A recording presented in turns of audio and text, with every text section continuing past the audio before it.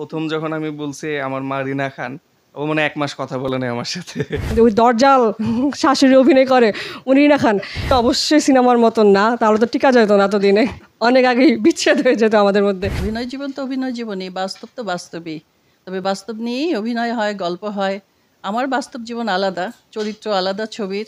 আর এই বাস্তব জীবনে এই যে আমার ছেলে, ছোট ছেলে। বিটিভিতে অনেক মুভি হতো, তো রাস্তা দিয়ে যখন আমি হেঁটে যেতাম তখন দেখা যেত যে আম্মার আওয়াজ শুনলে বুঝতে পারতাম যে মুভি চলতেছে।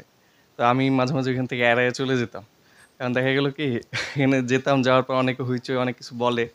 তো এই কারণে আমি ওই জায়গাটা একটু স্কোপ করতাম। বাট বিষয়টা কি, পরে আমাকে অনেকে বলতো যে তোমার আম্মা এরকম করে, অভিনয় করছে, তোমার কাছে কেমন লাগছে? আমি বলি ওটা তো পর্দা, আর বাস্তব তো আসলে এক না। বাস্তবে যখন আম্মার সাথে অনেকেই দেখা করছে, এলাকাবাসী অনেক হেল্প করছে, তখন ওনারা আসলে বিষয়টা বুঝতে পারছে যে সে আসলে কিরকম। তা আমার বলা লাগে নাই, ওনারা নিজের থেকেই বুঝে গেছে। তো একজন থেকে আরেকজন, আরেকজন থেকে আরেকজনের রেফারেন্সের মাধ্যমে প্রতিনিয়ত অনেক লোক আসে। তো একদিন একটা রাতের ঘটনা বলবো, রাত ৩টার সময় মনে হয় আমাদের এখানে সাহায্য চেতে আসছিল একজন প্রেগনেন্ট মহিলা। তো আশেপাশে কোনো গাড়ি নেই, কিছু নেই, হসপিটালে নিয়ে যেতে হবে। তো তারা মনে হয় প্রথমে ভয় পেয়েছে, পরে সাহস করে আসছে।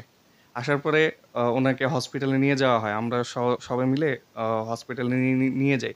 তো এই যে বিষয়টা, ওনারা যদি ভালো না বাসতো বা যদি ভালো না জানতো, তাহলে কিন্তু আমাদের কাছে আসতো না, বলতো যে না, ওই চলচ্চিত্রের মতোই সে হেল্প করবে না, সে মেরে ফেলতে পারে বা এরকম কোনো কিছু। তো এই জিনিসটা আসলে এখন আর নাই। আর মানুষ তো এখন অনেক শিক্ষিত হয়েছে, প্লাস হচ্ছে দেখা গেছে যে অনেক কিছু জানে পর্দার ব্যাপারে। তো অনেকেই অনেক কিছু ও জানে, এখন বুঝতে পারছে আর কি বিষয়টা। আমি একবার এরকম হয়েছে, কলেজে আমি আমার পরিচয় দেইনি। তো না দিয়ে আমি ক্লাস করতেছি, প্রায় ১ থেকে ১.৫ মাস পরে স্যার জানতে পারছে। স্যার জানার পর আমারে বলল যে এদিকে আসো তো, তুমি তোমার ব্যাপারে একটা জিনিস জানতে পারছি, এটা কি সত্যি কিনা? আমি বলি স্যার কি জানতে পারছেন? বলে এরকম অবস্থা, তোমার আম্মা এত বড় সেলিব্রিটি রিনা খান, তুমি আমারে কেন বলো নাই? তুমি কি লজ্জা পাও? নাকি তুমি কি ভাবতেছো কেন বলো নাই? পরে এটার আসলে ইমপ্যাক্ট থাকে। আর অনেক বন্ধুরাই ছিল।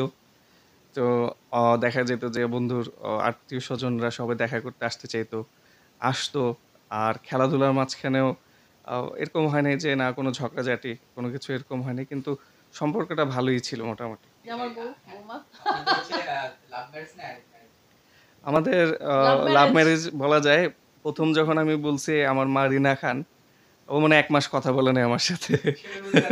ওর থেকে শোনেন, ওর থেকে শোনেন। প্রথমে তো ওর সাথে পরিচয় হওয়ার পর ১ সপ্তাহ আমাকে বলে নাই যে ওর আম্মু যে রিনা খান বা এরকম কোনো কিছু আমি জানতামই না। পরে হঠাৎ করে একদিন বলতেছে, তুমি কি জানো আমার আম্মুকে? আমি বলছি কে? বলে রিনা খান। আমি বলছি রিনা খান? আমি ভাবছি যে সিনেমাতে ভালো ক্যারেক্টার যে করে, ভালো মার অভিনয়, আমি বলছি উনিও হয়তো বা উনি রিনা খান হতে হবে। পরে আমি আমার আম্মাকে কল দিয়েছি, যে বললাম যে আম্মা রিনা খানকে? বললেন, আম্মা বলে রিনা খানকে তুমি চিনো না? ওই দরজাল শাশুড়ি অভিনয় করে উনি রিনা খান। পরে তখন তো আর ওরকম নেট ইন্টারনেটের সিস্টেমটা ছিল না যে নেটে গিয়ে দেখবে রিনা খানটাকে। পরে কোনো রকম আম্মু পরে আমাকে একটা ইয়া দেয় যে তুমি একটা এই সিনেমাটা দেখো, দেখলে বুঝবা রিনা খানকে। ওইটা দেখার পর তো আমি বুঝতে পারছি আসলে রিনা খানকে। ওর সাথে আর আমি আর যোগাযোগ করি নাই ১ মাসের মতন। পরে আবার গিয়ে দেখি ছেলেটা ভালো, তারপরে আবার কথা বলা শুরু করি।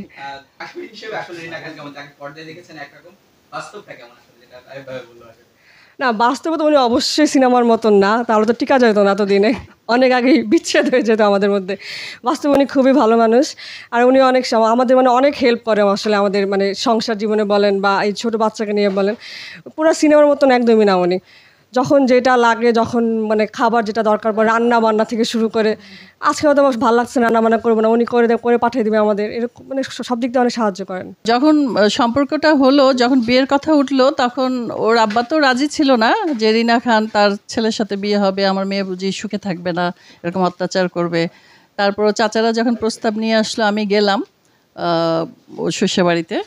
তারপরে যে ওকে তুলে নিয়ে আসলাম, হলদি করে, গায়ে হলুদ দিয়ে, অল্পের মধ্যেই সেটা, কারণ আমার ছেলে তখন বিদেশ ছিল, তখন ওই টেলিফোনের মাধ্যমে বিয়ে করে তখন আমরা নিয়ে আসি। না, মাঝে মাঝে তো একটু মনোমালিন্য হবে, শাশুড়ি তো বলে কথা, শাশুড়ি তো থাকবে, এটা তো স্বাভাবিক।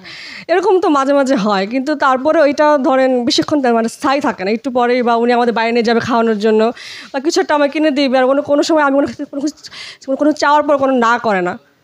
তো ওই হিসেবে আর ওই জিনিসটা ওই মনোমালিনটা বা রাগারাগিটা আর থাকে না, যেহেতু উনি রাগারাগি পরে আমাদেরকে বাইরে নিয়ে যাচ্ছে, খাওয়াচ্ছে, কিনে দিচ্ছে, শপিং করে দিচ্ছে, তো ওই জিনিসটা আর থাকে না আমাদের মধ্যে।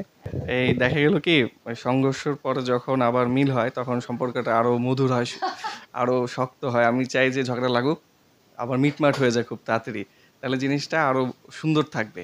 এটা তো অ্যাক্টিং এত সোজা জিনিস না, এটা অনেক কঠিন।